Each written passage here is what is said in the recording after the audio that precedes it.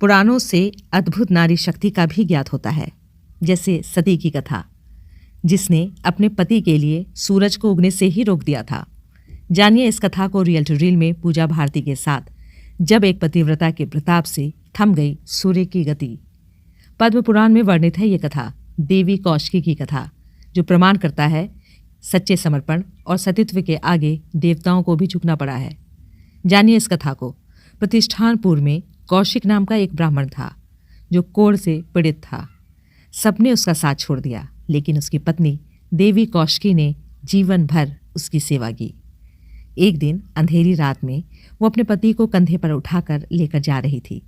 तभी भूलवश उसके पैर तपस्यारत मांडव ऋषि से टकरा गए। पैर के टकराते ही मांडव ऋषि क्रोधित हो उठे और उन्होंने कौशिकी को श्राप दे दिया। उन्होंने कहा, सूर्योदय होते ही तुम विधवा हो जाओगी।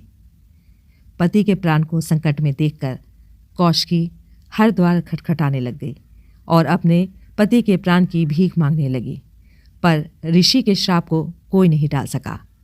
हताश होकर वो देवी माँ की शरण में गई और अत्यंत रोने लग गई। तभी आकाशवाणी हुई।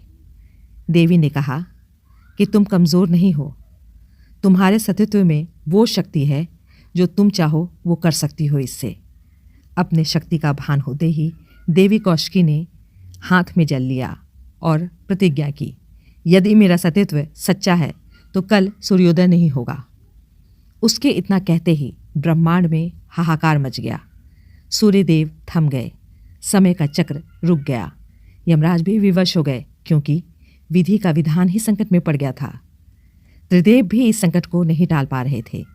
अंततः भगवान विष्णु ने उपाय बताया कि एक सती के श्राप को केवल दूसरी महासती ही रोक सकती है। सभी देवता देवी अनसुईया की शरण में गए। देवी अनसुईया ने कौशिकी को समझाया कि वो सूर्योदय होने दें।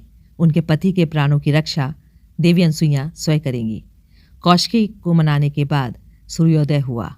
जैसे ही यमराज प्राण लेने आए, माता अनसुईया ने अपने तपोबल से कौशिक को ऋषि के श्राप से मुक्त कर दिया और उन्हें जीवन दान दिया। यह कथा सिखाती है कि नारी का संकल्प और समर्पण ब्रह्मांड के सबसे बड़ी शक्तियों में से एक है।